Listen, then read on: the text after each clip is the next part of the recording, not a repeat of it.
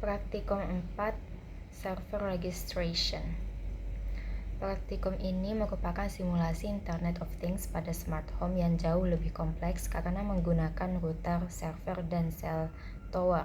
Nah, untuk mencapai tujuan dari praktikum 4 ini, kita membutuhkan 1 router, 2 AP, 1 server, dan 1 CO server router, serta ada cell tower.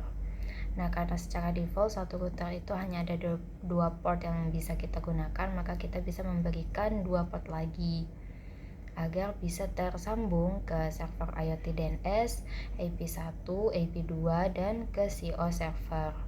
Nah, dari CO server dihubungkan ke cell tower.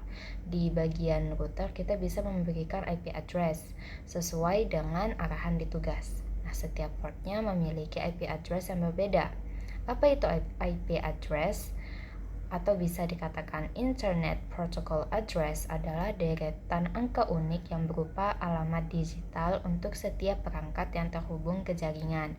IP address digunakan untuk mengidentifikasi dan berkomunikasi antar perangkatnya. Maka dari itu, nanti kita akan memberikan IP address ke semua perangkat-perangkat yang akan kita gunakan. Kalau sudah ada IP address sebagai identifikasi, maka itu akan lebih mudah dikenali. Nah, kemudian ada gateway. Gateway itu apa? Untuk apa? Gateway itu berfungsi sebagai gerbang digital yang bisa menghubungkan 2 jaringan berbeda agar bisa saling berkomunikasi. Nah, di praktikum kita ini 2 jaringan yang berbeda itu yang mana ya? Itu bisa berupa jaringan lokal, itu bisa server, smart device, router, dan juga AP. Sedangkan jaringan lainnya adalah jaringan eksternal, adalah smartphone, dan juga cell tower. Itulah kedua jaringan yang membutuhkan gateway atau gerbang digital agar bisa saling berkomunikasi. Oleh karena itu, setelah setting router dan server, kita harus setting bagian AP1 dan AP2.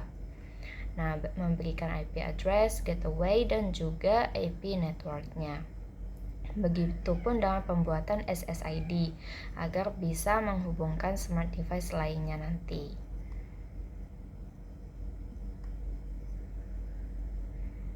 Tapi di sini kita harus lebih teliti agar tidak ada kesalahan. Baik itu salah input IP address ataupun tidak terkoneksi. Di sini kita harus lebih teliti yang mana yang IP address, gateway, dan juga DNS-nya.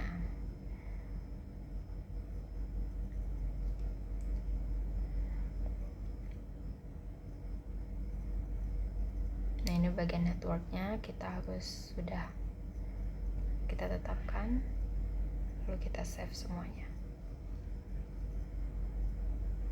Nah, CO server itu apa? Merupakan pusat kendali dalam arsitektur jaringan, terutama dalam simulasi smart home IoT. Di server ini kita bisa katakan seperti kantor pusat yang menerima perintah, mengolah data, dan mengirimkan instruksi ke perangkat lain. Lalu provider itu apa gunanya? Penyedia layanan, baik itu layanan komunikasi, internet, atau layanan digital lainnya. Provider itu kalau di CO server seperti perangkat yang bisa mengaktifkan layanan tertentu agar bisa digunakan oleh perangkat lain, karena kalau tanpa provider, perangkat tidak bisa saling berkomunikasi, mengirim, atau bahkan menerima data. Nah, setelah itu kita perlu mengatur bagian DNS atau Domain Name System. Nah, habis itu kita bikin IoTNet kan tadi, begitupun dengan IP address-nya. Habis itu bagian router kita atur di bagian routing static sesuai arahan juga. Itu di bagian network, mask, dan juga bagian itu. Nah, jangan lupa di add. Kemudian kita tambahkan smartphone. Pastikan terhubung secara 3G, 4G, dan juga provider.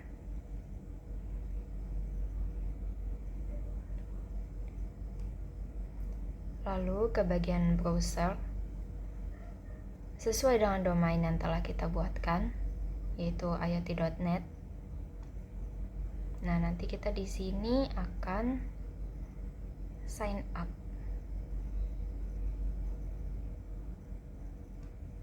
Nah, bagian sign up ini kita pilih sendiri username-nya apa, password-nya apa. Nah, setelah itu baru di sini kita atur mau smart device apa aja di setiap IP, di setiap AP. Itu ada lampu, kipas, dan juga jendela.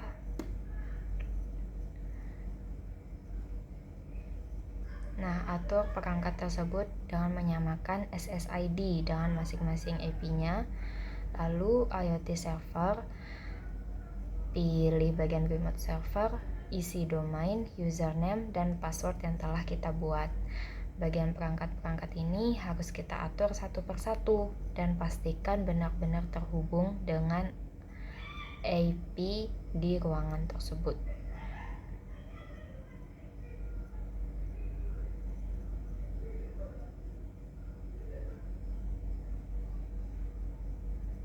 Pastikan semuanya terkoneksi.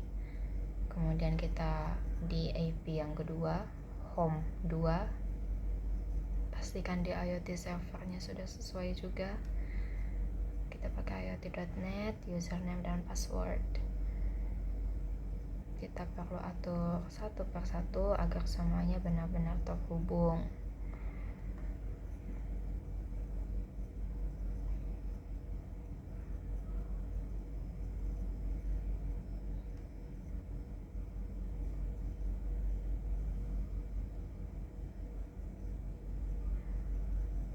Nah, langkah terakhir adalah membuka kembali browser di smartphone. Masukkan username dan passwordnya yang tadi, yaitu IoT1, sign in.